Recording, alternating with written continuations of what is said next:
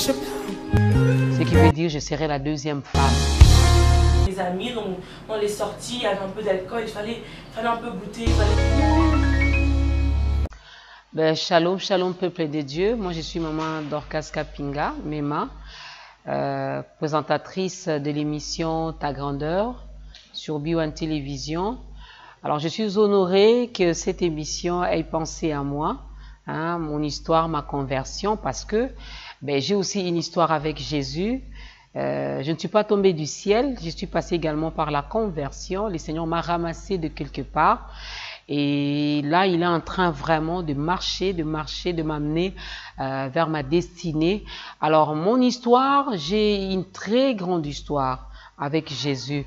Mais je vais vous épargner quand même de l'histoire de mon adolescence. Je vais vous épargner comment j'ai grandi avec les réalités et tout. Mais ce qui est beaucoup plus important, c'est lorsque je suis arrivée à une certaine étape de ma vie, partant avec ce que j'avais vécu dans mon enfance, j'ai manqué l'affection paternelle parce que mon père m'avait abandonné. J'avais 3 jours de naissance seulement parce que j'étais une fille et que lui, il voulait avoir un garçon. Alors, tout est parti de là. J'ai grandissé en 6e primaire lorsque j'ai appris la vraie histoire de ma vie, c'est-à-dire le père qui prenait soin de moi n'était pas mon papa, mais j'ai vu le mien pour la toute première fois. J'étais en 6e primaire et quand on m'a relaté finalement l'histoire, l'abandon, quelle a été la cause finalement de cet abandon, j'avais déclaré des choses. J'avais dit des choses. J'ai dit, ben, finalement, moi là, je ne veux pas me marier. Je ne veux pas me marier et s'il arrivait que je puisse vivre avec un homme, ben ça sera un homme marié et je vais occuper seulement la 2e position. Ce qui veut dire je serai la 2e femme. Je l'ai dit comme ça, j'étais enfant, mais je l'ai dit sous la colère, sous la tristesse, sous la déception. J'ai fait ces déclarations, ne sachant pas que la Bible dit que la vie et la mort sont au pouvoir de notre langue. Alors moi j'ai déclaré et j'ai continué ma vie normalement. J'étais un peu turbulente, têtue, insupportable, insolente. Voilà, des fois les gens regardent maman Dorcas, elles pensent qu'elle est tombée du ciel, comme je l'ai dit. Donc j'étais dans l'alcool, vraiment je prenais l'alcool. Je prenais l'alcool, mais pas en excès, hein, mais je prenais l'alcool. Et je fumais aussi, hein, cigarette, ça faisait un peu genre une fille là, voilà, hein, un peu des Yankees. Et comme disent les Quinois, pour ne pas être Yuma, donc j'étais vraiment dans l'alcool, j'étais là dans la cigarette et je me bagarrais également beaucoup. J'étais une bagarreuse. Je ne sais pas, d'ailleurs, je ne m'habillais pas comme une femme. Voilà pourquoi je les récupère aujourd'hui. Quand le Seigneur restaure ma vie, j'aime le pagne parce que ça fait de moi une vraie femme. Mais quand j'ai grandissé, me mettre en jupe, en robe, ça, c'était pas moi. Hein, beaucoup plus en culotte, en pantalon, et je changeais toujours des habits avec mon petit frère parce que après moi il y a un garçon, le seul d'ailleurs de ma famille, et on s'est changé comme ça. Lui il prenait mes robes, mes jupes, et moi je prenais ses culottes et ses pantalons. J'étais tout le temps dans les arbres. Hein, dis-moi les cas comme donc et je me bagarrais vraiment. Si tu as un problème, une amie à moi, un ami à moi a un problème avec quelqu'un et qui n'a pas ce courage-là d'aller se disputer, d'aller se battre, moi, je prenais ça en charge. Une vraie bagarreuse. Donc, je me battais et je me suis battue une fois seulement avec une fille. Une fille à qui j'avais donné des réponses en classe et puis elle a eu beaucoup de points que moi. Alors, quand je lui parle, elle me dit, ben, moi, j'ai eu de la chance, hein. Toi, tu as la malchance. Ah, je l'avais vraiment, vraiment, vraiment tabassée. Mais je me bagarrais seulement avec des garçons. Une grande dérangeuse également en classe. Donc, une fille vraiment insupportable. Impolie même, je le dirais, parce que j'avais du mal à respecter les grandes personnes, surtout si ce sont des hommes. Parce que je me disais, ben, les hommes, ils sont méchants. Si mon père, qui est un homme, a pu m'abandonner pendant que je n'avais que 3 jours de naissance, donc les autres hommes sont pareils. Alors pour me venger d'eux, pour me venger également de celle qui avait pris la place de ma mère, ben, finalement, je serai une 2e femme. Comme ça, je veux bien faire souffrir également les autres femmes et aussi ces hommes-là vont vraiment payer. Voilà, tout est parti de là. Et le malin, comme il rôde, ben, il a rôdé, il a saisi cette déclaration, il a saisi cette parole. Et à un moment donné, j'ai fini mes études, je devais commencer l'université. Et là, c'est un homme marié qui vient me draguer. J'ai dit, ben, ça y est, c'est là que je vais commencer. Et je me suis lancée dans cette relation. C'était un homme marié, père de famille. Je me suis lancée de ça avec l'idée de faire souffrir celle qui est à la maison, avec l'idée de venir avec beaucoup de caprices, beaucoup de mauvaises choses, finalement pour que cet homme-là soit à ma merci. Mais il m'a aimé à sa façon, à sa manière. Et j'ai quitté cette relation pour une autre relation, toujours avec un homme marié. Mais là, c'est là que le Seigneur a commencé maintenant à se manifester. Je tiens à souligner une chose, j'allais à l'église chrétienne, de l'église catholique. J'ai communié également comme tout le monde, j'ai prié comme on nous a appris à prier de l'autre côté.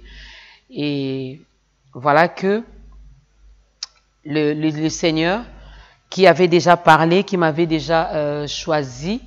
Je me rappelle quand j'avais entre 9 ans et 10 ans, j'allais à l'église Bethel et là il y a le pasteur Laurent. J'ai retenu seulement son prénom. Le pasteur Laurent qui avait imposé les mains sur moi et qui m'a dit « Tu seras la servante de Dieu, tu vas servir l'Éternel ».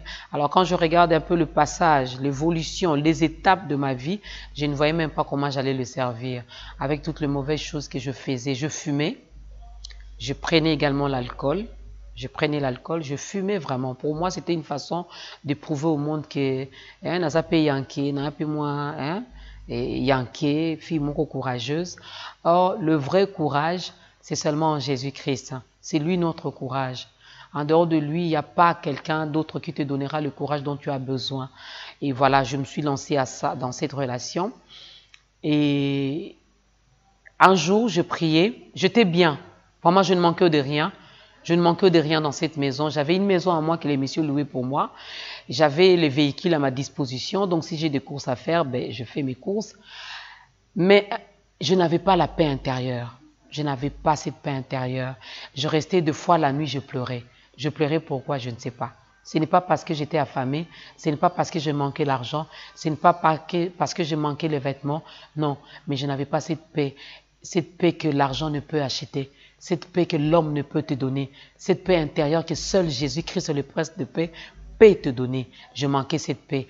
Et un jour, tout en étant à l'église catholique, j'ai fait la prière qu'on appelle neuvaine, une prière de 9 jours. Et ma requête ou le sujet de ma prière, c'était « Seigneur, je ne me sens pas dans ma peau, je ne sens pas cette paix intérieure. Alors je vais te demander une chose.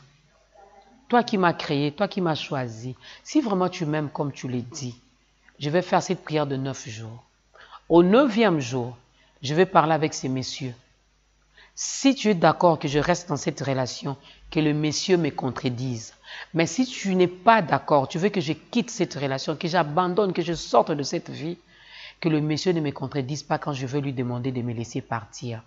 J'ai commencé à faire cette prière et au 9e jour, je me rappelle, je m'ai préparé, on a mangé avec les messieurs et là j'avais mon bébé, j'avais déjà mon petit garçon et après je lui ai dit je veux qu'on parle. Il me dit vas-y, j'ai dit je ne suis plus d'accord de continuer dans cette relation. Vraiment je ne me sens pas à l'aise.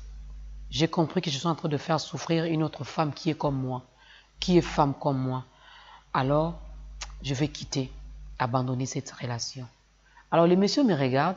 Il dit, ok, d'accord, si c'est vraiment ta décision, je suis d'accord. Mais quand est-ce que tu comptes partir? Je lui ai dit, quand je serai prête, je te le dirai. Je suis restée dans cette relation encore 1 semaine. Et un matin, j'ai prié, le Saint-Esprit me dit, j'ai entendu cela. Si tu continues à rester dans cette maison, tu tomberas encore enceinte.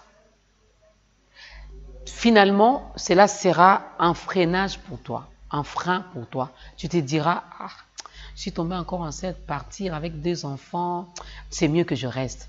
Alors tu dois quitter cette maison aujourd'hui. Je me rappelle, c'était un samedi et je n'allais pas travailler. J'ai préparé, nous avons mangé et j'ai dit au monsieur, c'est aujourd'hui que je dois partir. Il m'a dit, mais pourquoi tu veux rentrer chez ta mère? Pourquoi tu ne veux pas que je loue une maison pour toi? Rien que pour toi. Je lui ai dit non. Nous avons un enfant, nous ne sommes pas disputés, nous ne sommes pas chamaillés. Quitter, accepter que tu loues une maison pour moi, tu vas commencer à venir. et on pourra encore retomber dans la même bêtise. Je préfère reculer pour mieux sauter. Donc, je vais rentrer chez ma mère.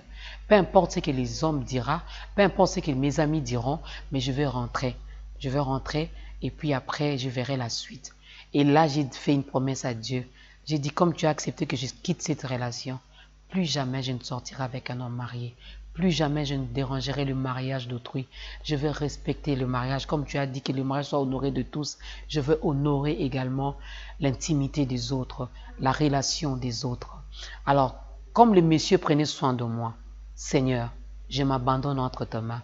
Prends soin de moi, prends soin de mes enfants, que je ne manque de rien.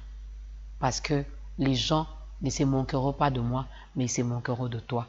Parce que la décision, je l'ai prise en obéissant ta parole, ta recommandation.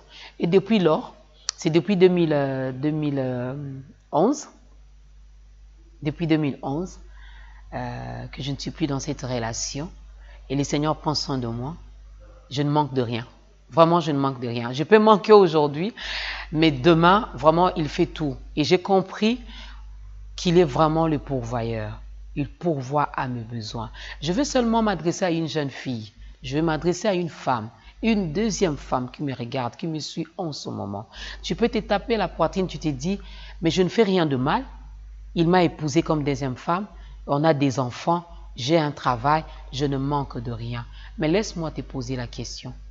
Seras-tu d'accord que cet homme-là te laisse pour aller ajouter une troisième? Comment te sentiras-tu? Ben, si cela te fera mal, mets-toi à la place de celle qui est comme première épouse à la maison. Elle a mal.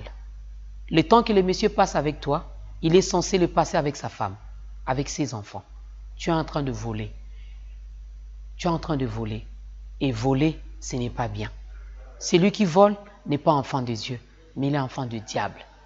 Alors donne ta vie à Christ. Je sais que ça sera vraiment difficile. Parce que même certains de mes amis m'ont dit, tu es habitué à prendre du lait, tu es habitué à rouler dans une voiture, tu es habitué à ceci, à cela. Tu sais que tu manqueras tout ça.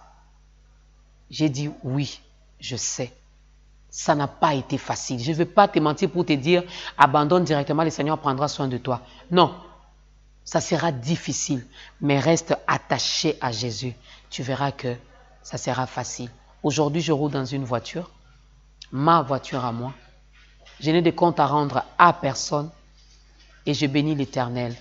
Alors, jeune fille, peu importe les réalités que le monde te présente, sache que ces réalités-là ne sont pas la vérité. Ce ne sont que des réalités. Ce ne sont que des choses qui passeront. Aujourd'hui, on peut t'acheter un téléphone, ça va s'abîmer, on peut te le voler. On peut t'acheter une maison. J'ai vu des gens, des nantis qui sont morts et qui ont laissé des villas. Personne n'ira en enfer ou au ciel avec la voiture, avec les vêtements, avec des maisons, avec des villas, avec tout ce que tu cours là derrière. Non. Mais tu auras des comptes à rendre toi seul devant ces dieux. Abandonne le péché. Tu n'as pas de téléphone, tu n'as pas d'argent pour étudier, tu n'as pas de quoi manger, de quoi te vêtir. Les amis se moquent de toi. Tourne ton regard vers l'Éternel. Tourne ton regard vers l'Éternel. Jésus nous pose une question dans la Bible. Il dit, il nous demande d'abord de ne pas s'inquiéter de toutes ces choses. Le manger, le boire. Il dit, ce sont des païens qui courent derrière ces choses-là. Mais notre Père qui est dans le ciel sait que nous en avons besoin. Et il prend toujours soin de ses enfants. Si il a donné Jésus pour te sauver, il ne pourra rien te refuser. Il a dit, il leur donnera à la bénédiction de te suivre. Toi, reste seulement obéissant. Reste au pied du Maître. Tu verras. Il fera de toi une grande dame. Il fera de toi un grand monsieur. Il fera de toi quelqu'un d'exceptionnel. Quelqu'un de particulier. Reste attaché à lui. Moi, j'ai donné ma vie à Christ. J'ai pris la décision. Ça m'arrive aussi de tomber. Ça m'arrive de pécher. Car si je dis que je ne pêche plus, je fais de Dieu un menteur. Il sait que nous sommes humains. Et dans cette peau humaine, ça nous arrive de faire certaines choses qui ne plaisent pas à Dieu. Mais qu'est-ce que je fais? Je reviens au pied du Maître. Je me repens. Je lui demande pardon. Je me lève et je continue. Parce que je sais que j'ai une destinée glorieuse. J'ai une vie glorieuse qui m'attend. Et comme il m'a promis de m'amener de gloire en gloire, je suis déjà en train de le vivre. Ce n'est pas encore fini. Je reviendrai encore un jour pour te dire, voilà ce que l'Éternel a fait encore dans ma vie. Je sais qu'il a commencé une nouvelle saison, une nouvelle histoire avec moi. Il peut également le faire avec toi. Alors là où tu es, j'aimerais bien que tu donnes ta vie à Christ. Tu as laissé l'autre là diriger ta vie. Tu as laissé ton âme prendre les devants. Tu as laissé les sentiments, les désirs de la chair prendre les dessus dans ta vie. Mais je veux seulement que tu dises à Dieu, Seigneur Jésus, je te donne ma vie. Autrefois, j'ai dirigé ma vie seule. Je n'ai rien à gagner. Rien. Rien du tout. Alors j'ai compris. Voilà pourquoi aujourd'hui, je t'ouvre la porte de mon cœur. Je veux que tu entres. Parce qu'il est là devant. Il frappe. Il n'est pas un dictateur. Il attend seulement que tu fasses ce pas-là. Que tu ouvres. Et lui, il entrera. Il dînera, il soupera avec toi.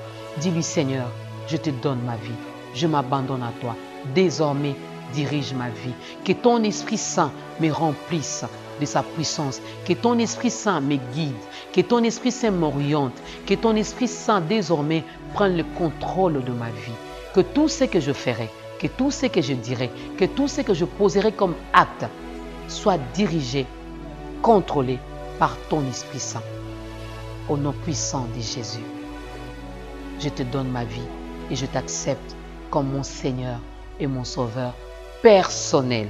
Parce que je sais, quelqu'un dira, mais mes parents prient, je vais aussi à l'église. Non, tu dois développer, avoir une relation d'intimité personnelle avec ton Sauveur. Car il est monté à la croix de Golgotha. Ce n'était pas pour les moutons, ce n'était pas pour les chèvres. Non, c'était pour toi.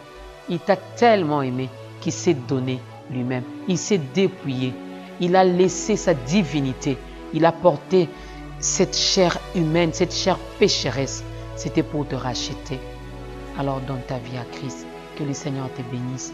Et je te recommande également entre les mains de Dieu. Ce que tu viens de faire là, c'est un pas. Trouve-toi une église pour continuer à manger, à nourrir ton âme, afin de grandir également dans la foi. Ce que moi j'ai fait aujourd'hui, je te demande également de le faire. Partage également ton histoire d'amour avec Jésus. Il y a également des vies qui seront sauvées. Voilà, je l'ai résumé en quelques mots. Mais je crois que pour aujourd'hui, je peux m'arrêter là. Que l'Éternel vous bénisse. Un grand merci à la grande équipe de cette émission.